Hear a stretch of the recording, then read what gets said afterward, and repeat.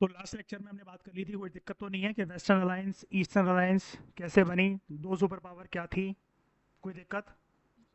ये map map की listing कर ली, लिख लिया? नहीं, नो टाइम। अच्छा, टाइम ही नहीं मिला? अरे वाह भाई टाइम निकालो यार कह रही नो टाइम। कितने हो नहीं नहीं, कितने होनहार लोग हैं हमारे देश के अंदर, आज मोदी वाला वो डायलॉग कहने का मन कर रहा है यार, है ना?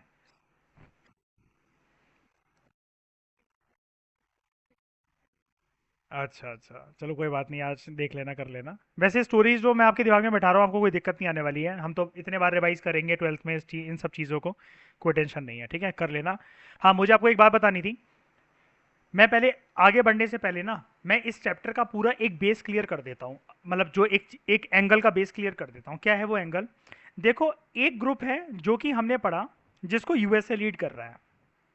दूसरा ग्रुप है जिसको यूएसएसआर लीड कर रहा है। डन। अब यहां पर हम लोग एक बारी नेम फ्रेम करते हैं। इसके ग्रुप का नाम इसके ग्रुप का नाम है वेस्टर्न अलायंस। Western alliance. इसके ग्रुप का नाम है ईस्टर्न अलायंस। मैं सारी बातें यहीं क्लियर कर दूंगा इस टेबल के अंदर, ठीक है? उसके बाद जर्मनी, इस टाइम पर जो डिवाइडेड, मैं अलग से टॉपिक लेकर आ रहा हूं बीच में। जर्मनी की बात मैं स्पेसिफिकली कर रहा हूं, ठीक है? जर्मनी की बात ना करते हुए चलो एक बात और ध्यान आ गई। जितना भी वेस्टर्न यूरोप था, वो यूएसए के कैंप में था। जितना भी ईस्टर्न यूरोप था, ईस्टर्न यूरोप, वो यूएसएसआर के कैंप में था। नेक्स्ट बात, West Germany West Germany was part of USA, या joint group of USA. East Germany joint group of USSR. आगे, नेक्स्ट बात,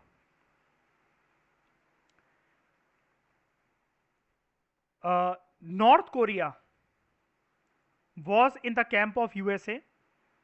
south Korea was in the camp of USSR. इसके बाद जो अलायंस सिस्टम था, it consist of three alliances. ये आपको दिख रहा है ना मैप के ऊपर, जो मैं ब्लैक से लिखते जा रहा हूं, दिक्कत तो नहीं हो रही है? The three alliances formed by USA was NATO, SEATO, CENTO. जिसमें से नेटो की डेट इज इंपॉर्टेंट, 1949। यहां पर इनके अलायंस का नाम सिर्फ एक alliance, Warsaw Pact. The date is 1955। This group of USA, अगला नाम, was called as first world countries. This group led by USSR was called as Second World Countries. Last is ideologies. यहां पर भी ideologies. The ideology led by USA group was capitalism and democracy. The ideologies led by USSR का group was communism and socialism. Topic खत्म। ये table याद कर लेना, कुछ भी आएगा अगर इसमें से, मतलब तो यही है इनके जो है ना। आप अलग अलग नाम कि वेस्टर्न अलायंस क्या, ईस्टर्न अलायंस क्या, वेस्ट जर्मनी किसका पार्ट, नॉर्थ कोरिया किसका पार्ट, कितनी अलायंसेस, क्या आइडियोलॉजी, फर्स्ट वर्ल्ड कंट्री कौन, सेकंड वर्ल्ड कंट्री कौन, यही है। क्या दोनों में कुछ भी कॉमन है? तो जी हाँ, एक चीज कॉमन है बस, ये तो सारे डिफरेंसेस हो गए ना। Both were called as super powers, बस, और कुछ कॉमन नहीं है। इसके अलावा दुनिया में उस टाइम पर जो भी देश, जो भी कुछ बचा था, that was called as third world countries. And third world countries का बस एक नाम आपको याद रखना है, इसके ग्रुप का नाम था NAM. NAM was founded by अभी हम आगे पढ़ेंगे कशिश, India along with four African and Asian countries के लीडर्स के साथ। तो कुल मिलाकर आप ऐसा कह सकते हो, नैम के 5 फाउंडिंग फादर थे और इंडिया की साइड से थे पंडित नेहरू। ये छोटी सी हिंट दे दी मैंने आपको नैम की तरफ आगे बढ़ने से पहले, जो हम फर्दर क्लासेस में करेंगे। लेकिन थर्ड वर्ल्ड कंट्रीज की शुरुआत जो हुई है वो ये कहा जाता है, थर्ड वर्ल्ड कंट्रीज की डेफिनेशन बस यही थी, those countries which were recently got decolonized. आजादी आजादी मिली जिन कंट्रीज को, डीकोलोनाइज किससे, मतलब कौन सा ग्रुप की ये कंट्रीज थी, Asian and African countries, Asian and African countries जो कॉलोनाइजर से डीकोलोनाइज होकर इंडिपेंडेंट बनी। ठीक है, तो इनको थर्ड वर्ल्ड क्यों कहा जा रहा है, because they were not ready to join either first world और सेकेंड वर्ल्ड। बिग नो, हम फिर से इनको ज्वाइन कर कर मूर्ख नहीं बनेंगे, बेवकूफ नहीं बनेंगे, और फिर से गुलामी नहीं सहन करेंगे, बस। प्रेशर ऐसा था, नॉट प्रेशर, लालच था, हमारे कैंप आ जाओ तो ये फायदा मिलेगा, उसके कैंप आ जाओ तो वो फायदा मिलेगा। लेकिन दे डिसाइडेड कि हम कोई अकेले थोड़ी ना है, let's make a group of name, recently develop countries हैं, सबकी इकोनॉमी एक ही लेवल पर है, एक दूसरे की मदद करते हैं, why to take help from the super powers. वक्त लग गया उस चीज में, थोड़ी सी रणनीति गलत भी पड़ गई, लेकिन एक इंडिपेंडेंट स्टेटस मेंटेन हुआ मेरा। मेरा घर आपके सामने कंस्ट्रक्टेड है, नया घर है, फ्लोर बनना स्टार्ट हो रहा है, आपने कहा मैं बिल्डर हूं, मैं बना देती हूँ आपका घर, 4 फ्लोर का बहुत सुंदर सा 7 स्टार होटल जैसा घर बना दूंगी, 1 फ्लोर मेरा। मैं कहा कोई बात नहीं, बिल्डर जैसी क्वालिटी का भले ही नहीं बनेगा, लेकिन पूरी बिल्डिंग मैं अपने नाम ही रखना चाहता हूँ, मैं तो नहीं बांटूंगा किसी के साथ। मैं अपना स्टेटस क्यों कम करूँ कि सारी बिल्डिंग में एक चीज हो और छत तुम रख लो या फिर 1 फ्लोर तुम रख लो, बाय, मेरी प्रॉपर्टी है। आई मेंटेन्ड माई इंडिपेंडेंट स्टेटस। समझ गए, अब आपको कोई दिक्कत नहीं आने वाली। अब ये चैप्टर और भी ज़्यादा लाइट हो जाएगा, क्योंकि प्रीवियस लेक्चर्स अगर आपने सुने हैं तो समझे हैं, तो आपको सारी चीज़ें क्लियर होंगी यहाँ पर। चलो बात करते हैं।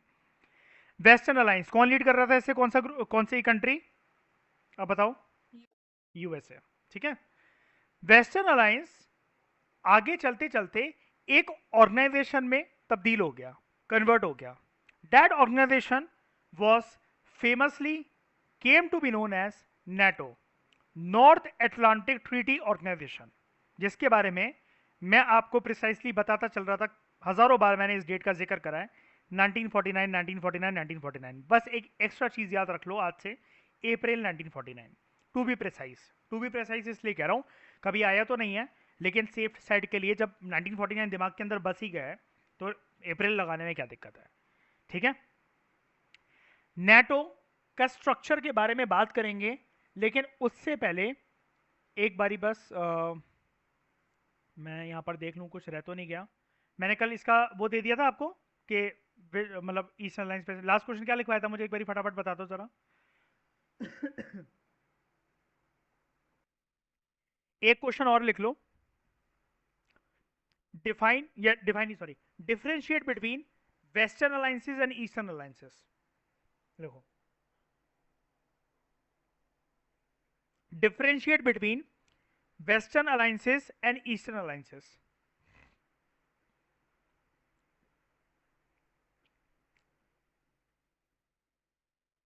कुछ नहीं करना, आपने जो डिफरेंस का टेबल बनाया ना मैंने, ये यही तो है ना वेस्टर्न अलायंस ईस्टर्न अलायंस, बस आपको लिख लिया ना, यही है वो क्वेश्चन। ठीक है, अब एक और क्वेश्चन लिख लो। मैं आपकी इस मैप की ना प्रैक्टिस करवाने के लिए क्वेश्चन आपको दे देता हूँ, जिस तरीके से कभी कभार बोर्ड में भी पूछा जा चुका है। क्वेश्चन लिखो, इससे आपकी प्रैक्टिस ये वाली हो जाएगी। नेम एनी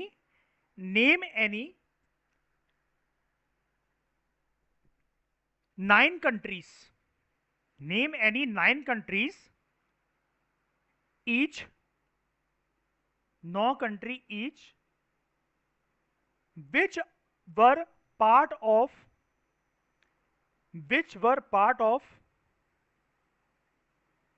यहां तक लिखा, which were part of, इसका पार्ट 1 2 3 कर दो। 1 first world countries, second world countries, third world countries. आपको 9 कंट्रीज तीनों की एक एक ग्रुप की बतानी है, कि फर्स्ट वर्ल्ड में से 9 कंट्रीज के एग्जांपल दो, सेकंड वर्ल्ड कंट्रीज के 9 एग्जांपल दो, थर्ड वर्ल्ड कंट्रीज के 9 एग्जांपल दो। दिमाग कैसे चलाना है, येलो वाला पार्ट आपको ऊपर कवर करवा देगा, ठीक है, यहाँ पर कवर हो जाएगा आपका नेटो कंट्रीज, 9 से ज़्यादा ही है यहाँ पर एग्जांपल। यूएसएसआर की आपको मिल जाएंगी यहाँ पर ऑलमोस्ट 9 है, थोड़ा बहुत कम हो तो देख लेना, कोई बात नहीं, अगर नहीं मिले 9 की 9 तो मैं बता दूंगा, पर लेकिन कोशिश करना कि आपको मिल जाए, ठीक है। इसके बाद अगर सिर्फ ये तो यूरोप का मैप है, अगर यहाँ पर ना मिल रही हो, जस्ट सी के यूएसएसआर का मैप या यूएसए का मैप कहाँ तक जा रहा है। जैसे ये यूरोप का मैप था, यहाँ पर ऑस्ट्रेलिया नहीं दिख रहा अपन को, लेकिन यहाँ पर देखो ये रहा ऑस्ट्रेलिया, येलो में है, तो इसका मतलब नेटो का पार्ट है। अब सवाल ये उठता है कि नैम की कंट्रीज को कैसे करोगे। तो यहां पर आपको दिख रहा है पूरा का पूरा साउथ अमेरिका, पूरा का पूरा अफ्रीका और साउथ एशिया, जैसे India, south East Asian countries, Thailand, Indonesia, Malaysia, Myanmar, Singapore, ठीक है, श्रीलंका, बगल में ये सेंट्रल एशियन कंट्रीज, पूरा का पूरा अफ्रीका कॉन्टिनेंट, 50 से ज्यादा कंट्रीज होती हैं, साउथ अमेरिका पूरा का पूरा, चिली, पेरू, वेनिजुला, अर्जेंटीना, चिली, ये सारी की सारी जो south Africa, Egypt, Somalia, Burkina Faso, ये सऊदी अरेबिया, ये इतनी सारी कंट्रीज का आपको एग्जांपल है। इससे आपकी प्रैक्टिस भी हो जाएगी, और ये 9 कंट्रीज तो मैंने बहुत ज़्यादा बोल दी हैं। अब इसके बाद आपको कुछ भी एग्जांपल आएगा तो आपको कोई चिंता करने वाली बात नहीं है, ठीक है। और ऑब्वियस सी बात है, पहले तो यहीं से लिखोगी यूरोप का देखकर, ठीक है, तो आपको ये वाला मैप भी लर्न हो जाएगा। एक चीज़ और मैं आपको बता देना चाहता हूँ, जो मैंने कल आपको बताई भी थी, फिर से एक बार बता दूं, कि कभी कभार वो एक स्पेस ब्लैंक करके दे देते हैं, इस मैप को अपने दिमाग में बसा लेना, क्योंकि वो फ्रांस हो सकता, मतलब जैसे हो सकता है ये ना पॉलिटिकल मैप है, वो पॉलिटिकल मैप ही दे देंगे, बस यहाँ से नाम गायब कर देंगे और वो ब्लैक एंड व्हाइट मैप आएगा।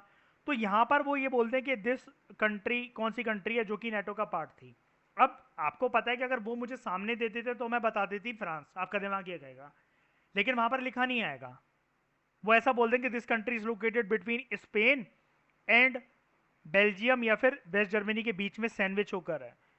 इतनी हिंट दे देंगे आपको, क्योंकि वो इतना बेसिक आपसे एक्सपेक्ट करते हैं कि इतनी हिंट देने के बाद आपको पता हो। मैंने सिर्फ फ्रांसी को पिक करा है, बोर्ड में ये वाली प्रीवियस बहुत साल पहले क्वेश्चन आ चुका है, ये वाला 2-3 बार आ चुका है।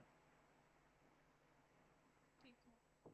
हर एंगल मैंने पहले ही कवर करवा दिया कि स्कूल में आपको कोई भी चीज़ या बोर्ड में, प्री बोर्ड में कोई नई ना लगे, या फर्दर एग्जाम जब आप हायर यूपीएससी वगैरह में, कि यार ये क्या पूछ लिया मुझसे।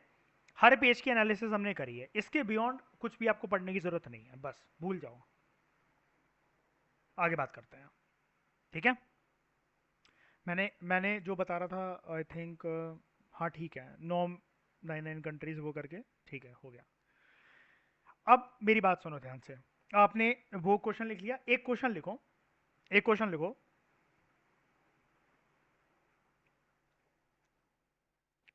Right full form of NATO, right full form of NATO, पहला पार्ट ये, right full form of NATO,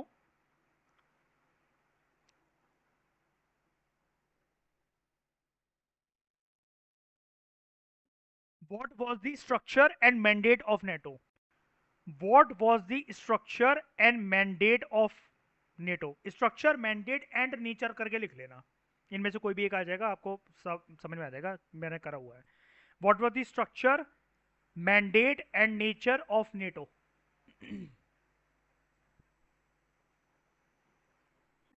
ठीक है, अब पढ़ते हैं इसके। हमने आपको नेटो की फुल फॉर्म पता ही है, कब फॉर्म हुआ था वो भी लिख लोगे। हमें क्या इसका पता करना है, स्ट्रक्चर, मैंडेट और नेचर, ठीक है। देखते हैं क्या होता है इसका स्ट्रक्चर।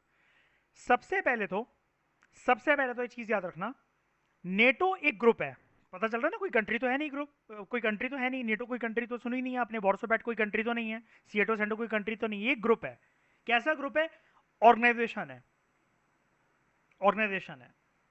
तो ऑर्गेनाइजेशन कह लो, या फिर अगर मैं ये वर्ड यूज कर लूं, कोई दिक्कत है क्या इसमें, एसोसिएशन। ऑर्गेनाइजेशन भी एक एसोसिएशन होती है ना। अच्छा एक मिनट, अभी आ रही है। तो मैं ये कह रहा हूं कि ऑर्गेनाइजेशन कह लो या एसोसिएशन कह लो, बात तो एक ही है ना, बात तो एक ही है। नेटो एक एसोसिएशन है, ऑर्गेनाइजेशन है। शुरू में जब ये बना था, तो याद रखना, हमें अपने कोर्स के हिसाब से याद करनी है चीजें। 12 स्टेट्स इसका पार्ट थी, कितनी स्टेट्स को मिलाकर बना था ये, 12 स्टेट्स को मिलाकर, ठीक है। तो एक क्वेश्चन लिख लो, how many members were originally there in NATO? How many members were originally there in NATO? तो क्वेश्चन जो मैंने आपसे बोला, ये बोला अगला question, how many members were initially there in NATO? ठीक है, कितने मेंबर्स थे? इसका नंबर याद रखना 12। अब स्ट्रक्चर, नेचर और मैंडेट की बात करते हैं, ध्यान से सुनना। ये 12 कंट्रीज हैं, 12 कंट्रीज हैं। 12 कंट्रीज को छोड़ो, हम दोनों अपनी बात करते हैं। ये आप हो XYZ, ये मैं हूं ABC। हम दोनों की एक दूसरे के प्रति रिस्पेक्ट है, ठीक है? हम दोनों बहुत अच्छे दोस्त हैं। दोस्ती हमारी मान लो कुछ इस प्रकार से है कि आप ये बोलते हो कि अगर इनकी बेइज्जती हुई तो मैं उसको अपनी बेइज्जती के बराबर मानूंगी, और मैं भी यही बोलता हूं कि अगर कशिश की किसी ने इंसल्ट करी या उसको किसी ने दुखी करा तो मैं ऐसा मानूंगा कि उसने मुझे दुखी करा है। तो सोच लेना तुम्हारा परिणाम क्या होगा। तो कोई पर्सन मुझसे बोले, भाई मैंने तुमसे कहा है ना, कशिश तो थोड़ी ना कुछ कहा है। मैं कह रहा हूं भाई, उससे मुझसे कहो चाहे उससे कहो, हम दोनों की बात इक्वल है। तो यहाँ पर क्या दिख रहा है भाई, कुछ बॉन्डिंग कुछ बहुत ही ज्यादा अच्छी यहाँ पर बॉन्डिंग है। कुछ इसी प्रकार की बॉन्डिंग जो हम लोगों ने यहाँ पर इस एग्जाम्पल के अंदर शब्द यूज करे हैं ना, यही शब्द डिट्टो नेटो के मैंडेट है। क्या? अब आपको इसकी अंग्रेजी समझ में आसानी से आ जाएगी। आपने क्या बोला था कि अगर इनकी बेइज्जती हुई तो मैं अपनी बेइज्जती के बराबर मानूंगी। मेरा भी यही स्टैंड था कि कशिश की बेइज्जती या इंसल्ट हुई या उसको किसी ने हर्ट करा तो उसको मैं ऐसा मानूंगा कि उसने मुझे हर्ट करा है, मुझे दुखी करा है। ठीक है? आर्म्ड अटैक, अगर किसी भी 12 कंट्रीज में से किसी एक पर भी आर्म्ड अटैक होता है, armed attack on any one of them would be regarded as an armed attack on all of them. 12 countries हैं, इनमें से किसी एक पर भी अटैक होता है तो बाकी 11 ऐसा मान लेगी कि उनके ऊपर अटैक हुआ है। अब समझ में आ गया? इसका मतलब क्या है? इनमें से नेटो ने एक हिंट दी थी जब बना था, मतलब एक तरीके से कि बेटा मेरे से, यूएसए ने बोला मेरे से और मेरे एलीज से, जो 11 एलीज हैं यूरोपियन कंट्रीज हैं, मतलब एक तो यूएसए खुद और 11 एलीज, के ध्यान रखना, हम में से अगर किसी का ईगो हर्ट कर बैठोगे तो अपना नुकसान कर बैठोगे। क्योंकि भाई हम तो ये मानेंगे, किसी भी एक पे अटैक कर दो, हम तो बाकी तो यही मानेंगे कि बाकी के 12 के 12 मेंबर्स पे अटैक हुआ है। और उस सिचुएशन में होगा क्या, आगे पढ़ो। इस सिचुएशन के अंदर जब सब लोग ये मान रहे हैं कि हम सब पे अटैक हुआ है, अगर किसी एक पे भी अटैक होता है तो each of this state would be oblige to help each other. इतना प्यार है भाई, ठीक है? ये तो हो गई वेस्टर्न अलायंस की बात। अब करते हैं ईस्टर्न अलायंस की बात। यहां पर देखो ईस्टर्न अलायंस, ईस्टर्न अलायंस जो बनी, it was formed under the banner of Warsaw Pact. किसने बनाया? जैसे वेस्टर्न अलायंस को यूएसए ने बनाया, वेस्टर्न अलायंस बनी सबसे पहले in the form of NATO April 1949। 12 countries इसकी मेंबर थी। वॉर्सो पैक्ट के बारे में आपको चिंता करने की जरूरत नहीं है, सिर्फ 1955 याद रखो। जाहिर सी बात है, आपको अभी तक की क्लासेस में ये अंडरस्टैंडिंग है कि सोवियत यूनियन या फिर यूएसएसआर कह लो, इसने बनाया था। और ये बनी किस लिए थी? जैसे 1949 में बनी यूएसए ने यूएसएसआर को इनडायरेक्टली धमकी देने के लिए कि हम में से किसी 12 के ऊपर भी एक भी अटैक करने की सोचना मत, हमारे एलीज के ऊपर भी मत सोचना, हम 12 तो एक ऑर्गेनाइजेशन है, इसके अलावा हमारे कुछ कुछ दोस्त भी हैं, लेकिन हम 12 के ऊपर तो कतई मत सोचना। इसके रिस्पॉन्स में, इसके काउंटर में सोवियत यूनियन ने 1955 के अंदर in response to counter NATO forces, उसने अपनी वॉर्सो पैक्ट नाम से एक ऑर्गेनाइजेशन बनाई जिसको कहा गया ईस्टर्न अलायंस। समझ गए? समझ गए? ये इसका वो था मैंडेट, ठीक है? अच्छा एक चीज और, ये जो डिफरेंसेस हमने लिखे थे ना ऊपर, इनमें एक नौवा डिफरेंस ये भी है, एक नाइन्थ डिफरेंस ये भी है। यूएसए वाले ग्रुप को बोला जाता है कैपिटलिस्ट ब्लॉक, यूएसएसआर वाले ग्रुप को बोला जाता है, ये इसका नाइन्थ पॉइंट हो जाएगा इन दोनों का, ये भी इसका नाइन्थ पॉइंट, ये भी इसका नाइन्थ पॉइंट, इसको बोला जाता है कम्युनिस्ट ब्लॉक। सुपर पावर्स जो हम लोग दोनों यूएसए और यूएसएसआर के लिए कॉमन चीज़ें यूज़ कर रहे हैं ना, हम लोग क्या क्या टर्म यूज़ कर रहे हैं ये भी जान लो। हम लोग जैसे इनको बोल रहे हैं ना, एक तो हम लोग बोल रहे हैं इनको सुपर पावर्स। एक ध्यान से सुनना, जब हम इनको बोल रहे हैं ना पावर ब्लॉक्स, मैं आपको बताना ये चाह रहा हूँ, हमारे कोर्स के अंदर ये जो ब्लॉक्स है ना, जैसे कम्युनिस्ट ब्लॉक, कैपिटलिस्ट ब्लॉक, इनकी स्पेलिंग ना BLOC है, ठीक है। BLOC के मत लिख कर आ जाना, ब्लॉक BLOC।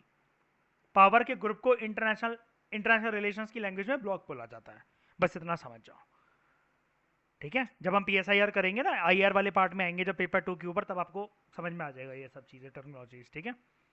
लेकिन अभी 12th के हिसाब से आप इतना समझ जाओ, आपका स्टैंडर्ड तो वैसे भी PSIR, हम तो UPSC वाले हैं, हम तो 12th ज़बरदस्ती कर रहे हैं ना, ठीक है।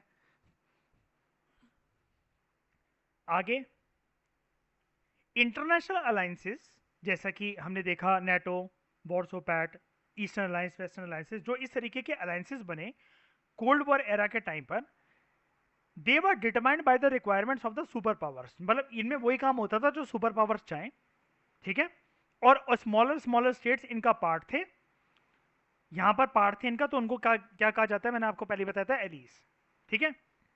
मेन सेंटर ऑफ पावर जो सारा का सारा कोल्ड वॉर का जो युद्ध चल रहा था, मेनली वो यूरोप के अंदर चल रहा था, आपको पता ही है, ये हम पहले भी डिस्कस कर चुके हैं। Main arena of conflict super powers का क्या था, यूरोप। तो ये क्वेश्चन लिख लो, 1 मार्कर का एक क्वेश्चन आ सकता है, कशिश। अच्छा, ये चीजें तो आपको पता लग गई ना। पहले ये बताओ लास्ट क्वेश्चन क्या लिखा था, पहले मुझे ये भी बता दो। नेटो, अच्छा दे रहे नेटो, तो आप ये भी लिख लो question, differentiate between NATO and Warsaw Pact, differentiate between NATO and Warsaw Pact, लिख लिया। अब ये देखो, साइड में देख रहे हो जो मैंने आपसे एक्सरसाइज करने को आपको मैंने बोली कि नौ नौ कंट्रीज के नाम आप मेंशन करना, बात तो वही है ना। देखो, अगर चाहे मैं इधर फर्स्ट वर्ल्ड कंट्रीज मेंशन कर रहा हूँ, चाहे कैपिटलिस्ट ब्लॉक बोल दूं, चाहे सेकंड वर्ल्ड कंट्रीज मेंशन कर रहा हूँ, चाहे कम्युनिस्ट ब्लॉक बोल दूं, चाहे थर्ड वर्ल्ड कंट्रीज मेंशन कर रहा हूँ, चाहे नैम बोल दूं, अब वो देख रहे हो क्या बोल रहा है, तीन तीन कंट्रीज रिस्पेक्टिवली मेंशन करो। मैं कह रहा हूँ चल वे हट, मैंने आपको कितनी बोली है, 9 कंट्रीज आप मेंशन करोगे। कहाँ से करोगे, you will take help of this map and this map, Europe की भी हेल्प लेना, लेकिन इनको मत भूलना क्योंकि नैम तो यहाँ पर मिलेगा नहीं आपको। जैसे यूगोस्लाविया आपको दिख रहा है, ये नैम है, ये नैम का पार्ट है, ठीक है, ग्रीन में है क्योंकि। लेकिन आप यहाँ से भी हेल्प लो, पूरा का पूरा साउथ, ये क्या कहते हैं, अफ्रीका का पूरा कॉन्टिनेंट आपको जैसे दिख रहा है, आपको पूरा साउथ अमेरिका का कॉन्टिनेंट दिख रहा है, ठीक है। ऑस्ट्रेलिया पूछा जा सकता है क्योंकि अलग से देखो कॉन्टिनेंट भी है, और पूछा जा सकता है कि ये किसका पार्ट था, कंट्री भी है और वो कॉन्टिनेंट भी है ऑस्ट्रेलिया, तो पता है ना आपको तो ज्योग्राफी के अंदर, तो ये नेटो का पार्ट है। तो आपको ये बस ये दो मैप ना अपनी आंखों के नज़रों में बसा लो, तो बस बहुत सारी चीज़ों में आपकी हेल्प हो जाएगी। हाँ, तो क्वेश्चन एक और मेरे को ये लिखवाना था, which region became the main arena of conflict during cold war, लिखो, which region became the main arena of conflict during cold war.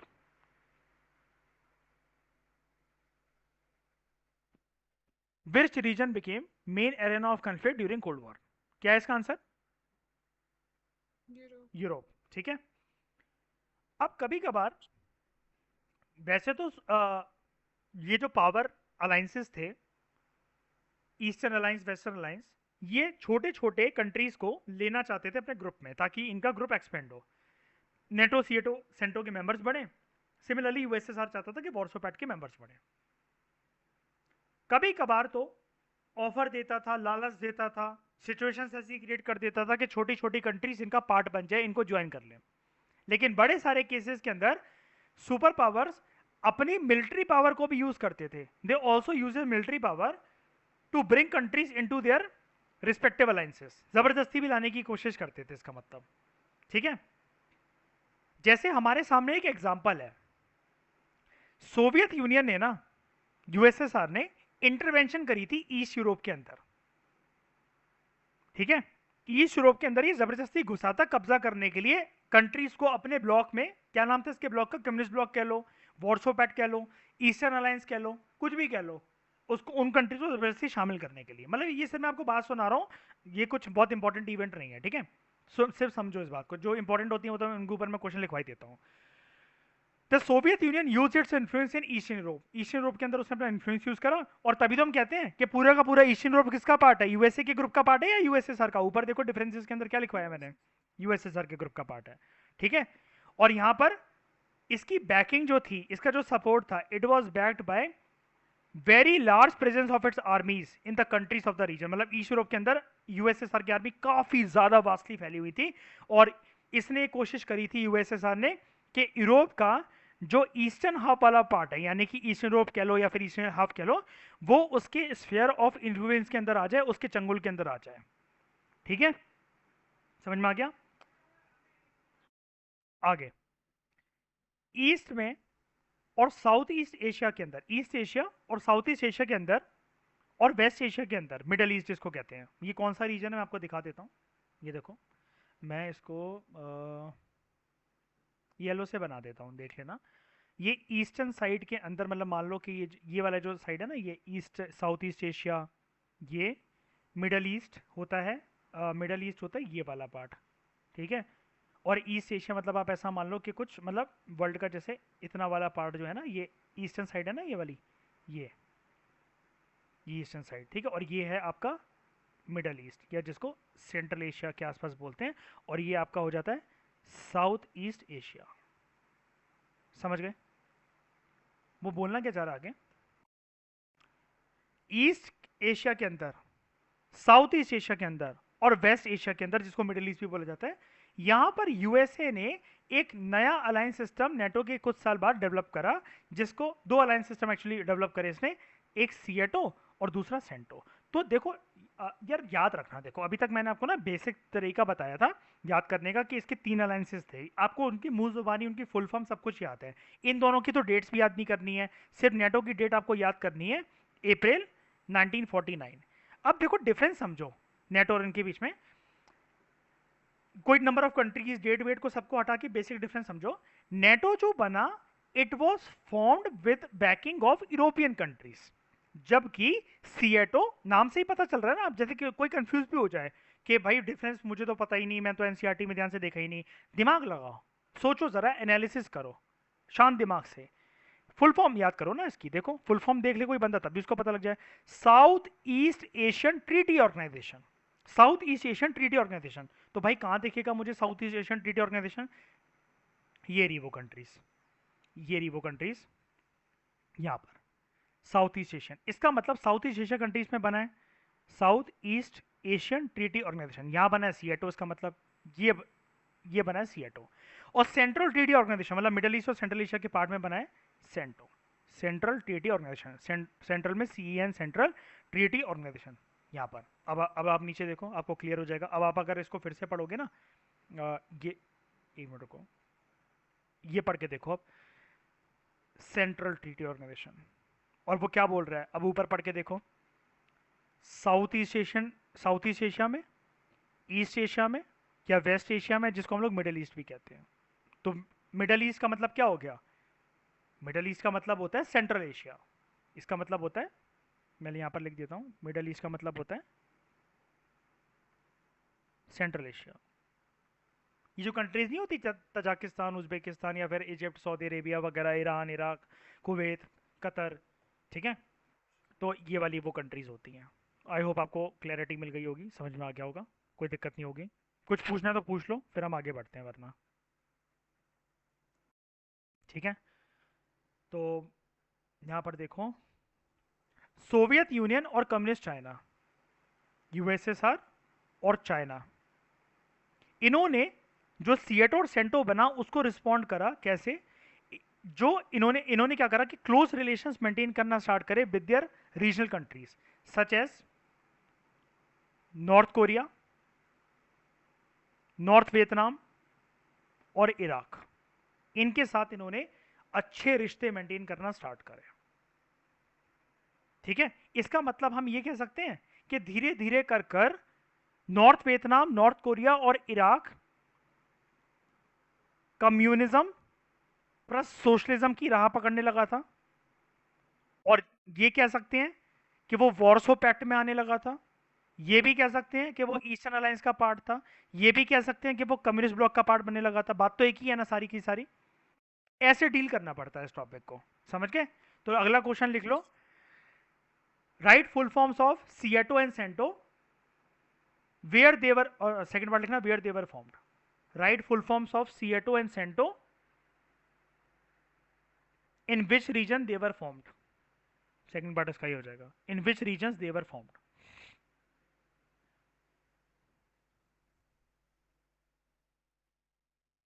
ठीक है।